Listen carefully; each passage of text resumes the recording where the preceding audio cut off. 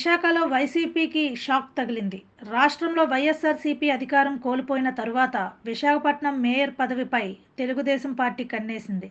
దీనిలో భాగంగా ఆర్థిక రాజధాని విశాఖపట్నం నగర మేయర్ పదవిని దక్కించుకోవడానికి వైసీపీ నుండి కొంతమంది కార్పొరేటర్లు తెలుగుదేశం మరియు జనసేన పార్టీలు తమ పార్టీలో చేర్చుకోవడానికి నిర్ణయించుకున్నాయి.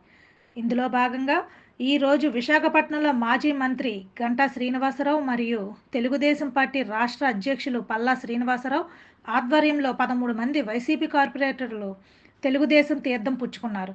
అదేవిధంగా 9 మంది కార్పొరేటర్లు త్వరలో జనసేన పార్టీలో చేరినట్లు సమాచారం.